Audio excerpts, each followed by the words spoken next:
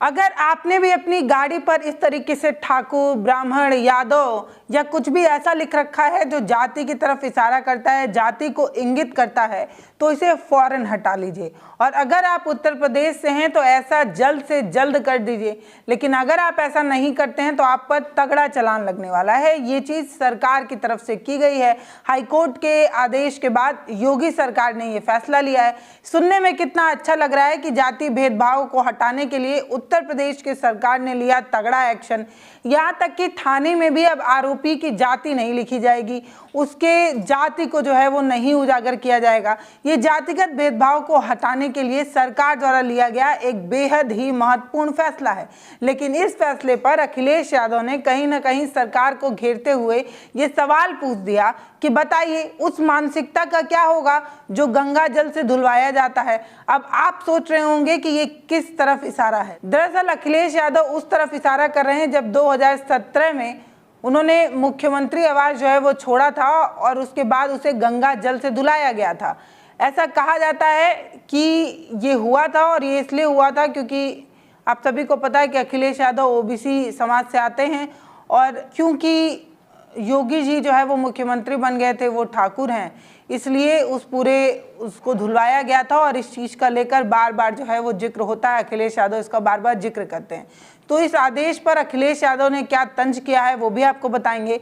और जब एफआईआर वगैरह से आरोपी की जाति जो है वो छुपाई जाएगी, जाति नहीं लिखी जाएगी, जाति नहीं बताई जाएगी, तो फिर योगी जी बोलेंगे क्या? विधानसभा में कैसे जिक्र करेंगे कि फला जो है वो मुसलमान है और फला जो है वो यादव है? अगर इस तरीके की जाति का जिक्र नहीं करेंगे तो कैसे बोलेंगे? अब आप कहेंगे ये किस बात पर बोला गया है, तो आप सभी को याद होगा कि गोमती नगर में एक बार जब बारिश हो गई थी और कुछ लोग जो है वो एक दंपत्ति पर बारिश का पानी फेंक रहे थे, उन आरोपियों को है गिरफ्तार किया गया था। तब यूपी विधानसभा में खड़े होकर योगी जी ने साफ जो है वो दो नामों का जिक्र किया था और एक नाम मुसलमान और एक नाम यादव बताया था और कहा था कि इन लोगों के लिए हम जो है वो सद्भावना ट्रेन चलाएंगे। जबकि उन आरोपियों में से बहुत सारे जो है वो अपर कास्ट भी थे, सिंह, ठाकुर, ब्राह्मण ये लोग भी थे, लेकिन इन सभी का नाम जो है वो कहीं ना कहीं ना लेकर योगी जी ने सिर्फ मुसलमान और यादव को जो है वो इंगित किया था, सिर्फ उस तरफ इशारा किया था। अब बताइए कि कानूनी रिकॉर्ड में ही जब इन लोगों का नाम नहीं होगा तो योगी जी विधानसभा में खड़े होकर कैसे कहेंगे कि देख लीजिए ये सद्भावना वाले लोग हैं, इनके लिए सद्भावना ट्रेन चलानी होगी, बुलेट ट्रेन चलानी होगी। इस तरीके का जिक्र योगी जी कैसे कर पाएंगे? फिलहाल ये पूरी घटना क्या है, इस पर क्या क्या हो रहा है वो आपको बता देती हूँ। तो यूपी में जाति लिखने पर वाहनों पर लगेगी रोक, एक तगड़ा चालान जो है वो किया जाएगा। एफआईआर में आरोपियों की जाति नहीं लिखी जाएगी और जातिगत रैलियों पर भी रोक लगाया गया है, जातिगत स्लोगन पर भी रोक लगाया गया है। अगर कोई रैली हो रही है उसमें कोई जातिगत स्लोगन, कोई जातिगत नारा और ये सारी चीज़ें हो रही हैं तो उन पर भी जो है वो रोक लगाया गया है। दरअसल ये जो सब कुछ हुआ है वो इलाहाबाद हाई कोर्ट के जस्टिस विनोद दिवाकर के आदेश के बाद राज्य सरकार ने ये निर्णय लिया है कि इसे जो है वो लागू किया जाएगा। अब कैसे लागू किया जाएगा, क्या क्या लागू होगा और इसमें क्या क्या बदलने वाला है वो आपको बता देते हैं जल्दी से। तो यूपी सरकार ने ये निर्णय लिया है कि पुलिस रिकॉर्ड और नोटिस बोर्ड्स और गिरफ्तारी मेमो में से इन सभी जगहों से आरोपियों की जाति जो है वो हटा दी जाएगी। आरोपियों की जाति का जो कॉलम है वो हटा दिया जाएगा, यानी कि ना तो पुलिस रिकॉर्ड में होगा, ना नोटिस बोर्ड में होगा, ना गिरफ्तारी का जो मेमो तैयार होता है उसमें किसी भी आरोपी की जाति नहीं लिखी जाएगी, जाति का जिक्र नहीं किया जाएगा। नया ये किया गया है कि आरोपी का जब पिता का नाम लिखा जाता है तो एक कॉलम नया जोड़ा जाएगा, उसमें आरोपी की माँ का भी नाम जो है वो जिक्र किया जाएगा, आरोपी के माँ के नाम को भी जो है वो रखा गया है, ये नया किया गया है। लेकिन अब आरोपी के जाति को छुपा लिया जाएगा, जाति का जिक्र नहीं होगा। ऐसा क्यों हो रहा है? क्या किसी जाति विशेष के लोग ज़्यादा आरोप कर रहे हैं, ज़्यादा गलतियां कर रहे हैं इसलिए ऐसा किया जा रहा है, या एक सच में बढ़िया और अच्छा पहल है कि सरकार जिस तरीके से या समाज जिस तरीके से जाति के आधार पर बंटती है, लड़ती है, झगड़ती है, उस पर रोक लग सकता है।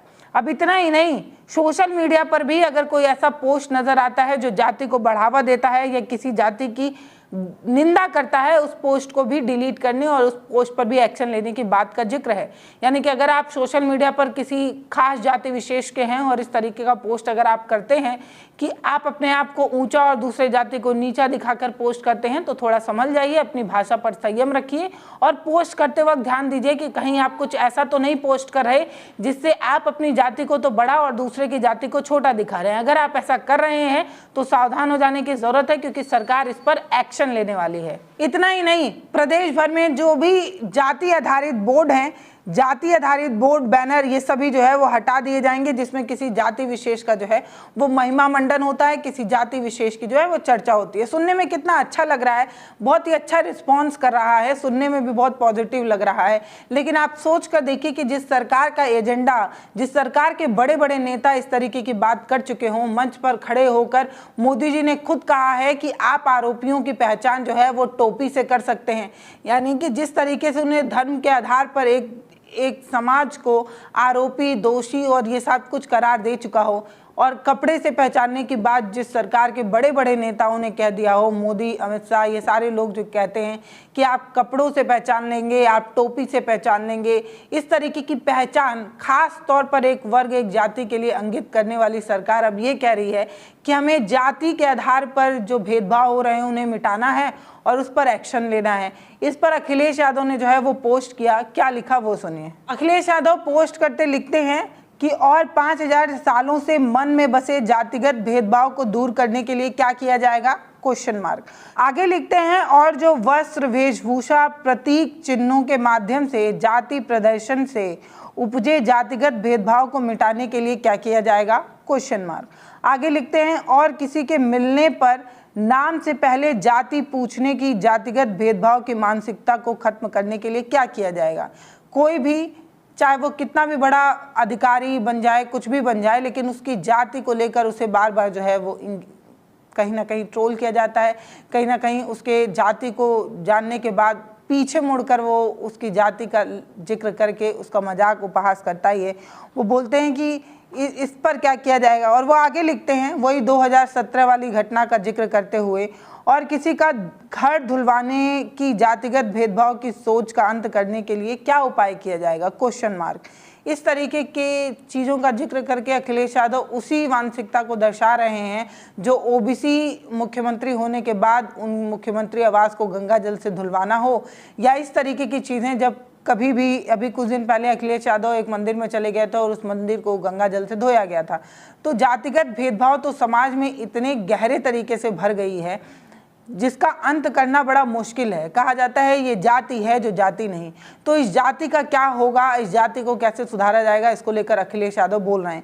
वो आगे कहते हैं, और किसी पर झूठे और अपमानजनक आरोप लगाकर बदनाम करने के जातिगत भेदभाव से भारी जो साजिश है उसे समाप्त करने के लिए क्या किया जाएगा। इस तरीके का ट्वीट जो है वो अखिलेश यादव की तरफ से किया जाता है। कहीं ना कहीं सरकार की एक सकारात्मक सोच, सकारात्मक पहल पर क्वेश्चन मार्क लगाकर ये पूछा जाता है कि सरकार में बैठे तमाम लोग, वो लोग जो आज भी अपने आप को उच्च जाति का मानकर इस तरीके की चीज़ें करते हैं, उस पर क्या विचार है, क्या किया जाएगा। अब ये सब हुआ क्यों, ये आपको बता देती हूँ। तो दरअसल 29 अप्रैल 2023 की इटावा की घटना है जिस पर हाईकोर्ट ने ये फैसला लिया। पुलिस ने एक वाहन पकड़ी जिस वाहन में एक मोटी रकम में जो है वो शराब मिली थी, 106 बोतल विस्की जो है वो बरामद हुई थी, और उसी के लिंक से एक दूसरी गाड़ी पकड़ी गई थी जिसमें 250 के आसपास बोतल जो है वो शराब की पकड़ी गई थी। और तब जो है ये पता चला था कि कोई प्रवीण छेत्री नाम का आरोपी है और उसकी गैंग जो है ये दोनों गाड़ियों में शराब भरकर बिहार पहुंचा रहा था, हरियाणा से शराब लाकर।